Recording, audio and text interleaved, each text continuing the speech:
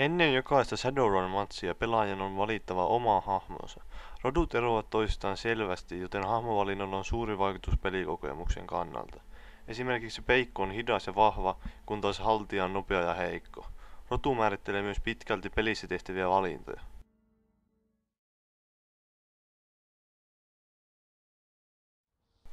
Monesta muusta verkkoräiskinnästä tuttuun tapaan Shadowrunissa aseet ostetaan kierroksen alussa kauppavalikon välityksellä.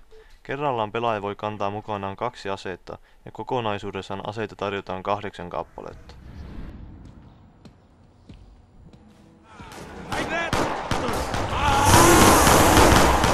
Pelaaja aloittaa jokaisen matsin kädessään pistooli, jolla saa oikein käytettynä mukavasti vahinkoa aikaiseksi. Lisäksi arsenaaliin kuuluu 2 granaattia. RNA wins. Clear. Defend the exit point. Beetassa aseista halvin on konepistooli, joka ei mitenkään olennaisesti eroa videopeliveljestään. Hieman kalliimmalla kaupasta irtoavat kiikaritähtäimellä varustettu puoliautomaattikivääri sekä haulikko. Kumpikaan tuskin kummempia selittelyjä kaipaa. Artifact dropped. 4 enemies. Artifact taken. Walk away. Järeämpää tulivoimaa puolestaan tarjoaa etenkin peikkojen suosima minigun, jonka reilu lipas ja tulinopeus antavat anteeksi ronskin tähtäilyn. Lähitaisteluihin valikoimasta löytyy katana, jota käytettäessä kuvakulma siirtyy hahmon ulkopuolelle. Ahtaita paikkoja välttelevien käytettävissä on tarkkuuskivääri, jolla otsalaukauksia napsuu netisti varsinkin peikoista. Artifact dropped. Artifact taken. Lineage has possession. Pelin arsenaalin kruunaa Singo. Aseen panokset sanovat adios, ja sitähän Singon laukaus yleensä tarkoittaa. Artifact taken. Lineage has possession. Artifact dropped.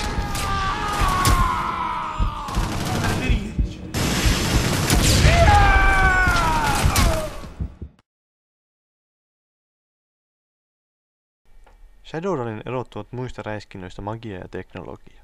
Aseiden ohella kaupasta saa hankittua erilaisia taikoja, jotka kulkevat pelaajan mukana kierrokselta toiselle. Taikoja käytetään joko vasemmalla liipaisimella tai puskurinapeella. Näppäin konfiguraation voi määritellä P-napin takaa avautuvan valikon avulla. Loitsuista kenties käytännöllisin on teleport, joka mahdollistaa nopean liikkumisen seinien läpi.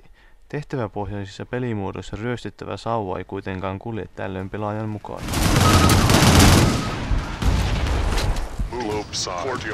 Toinen hyvin perustavanlaatuinen taika on elämän puu, jonka voi pystyttää taistelukentällä haluamalleen paikalle. Puu tarjoaa suojaa sekä palauttaa sen lähettyvillä pysytteleville hahmoille energiaa. Kolmannen tärkeän taian eli Resurrectin avulla pelaaja voi herättää henkiin tiimikavereitansa, jos näiden ruumiit ovat edelleen jäljellä taistelukentällä.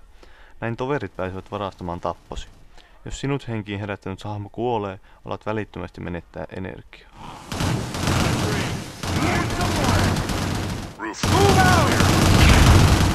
Vastustajien toimintaa vaikeuttaviin taikoihin kuuluu jedivoimaan muistuttava Gast. Loitsua käyttämällä viholliset pysyvät turvallisen matkan päässä pelaajasta. Samaan kategoriaan kuuluvat Strangle-taian luomat kristallit. Kannattaa kuitenkin katsoa tarkasti, mihin näitä kristalleja pystytte.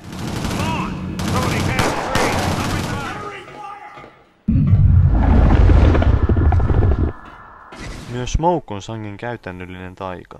Se muuttaa pelaajan savupilveksi, jolloin hahmoa voi vahingoittaa vain kastia käyttämällä. Taian potentiaalinen kesto on suoraan verrannollinen jäljellä oleviin taikapisteisiin. Taikavalikoiman kalleimmalla loitsulla pelaaja voi kutsua avuksien riehakkaan taikaolennon taistelemaan puolesta. Lineage scores.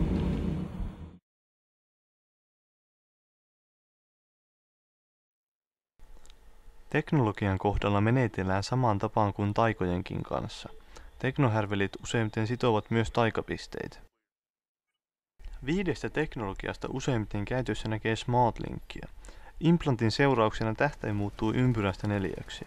Ehdoton kaveri minigunille ja miksei muillekin, sillä se parantaa tähtäystarkkuutta sekä lisää aseisiin ylimääräisen zoomin.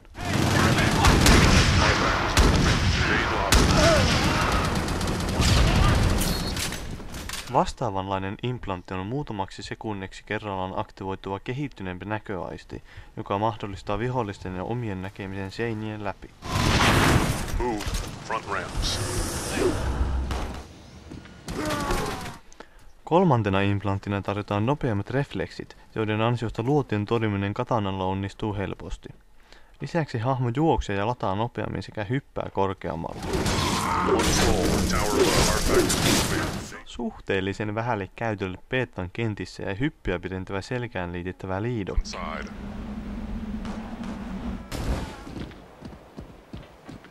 Viimeisenä esiteltäköön antitaikageneraattori, joka imee ympäristöstään manaa. Move. One north balcony. Main lobby. Artifact taken. Lineage has possession. Artifact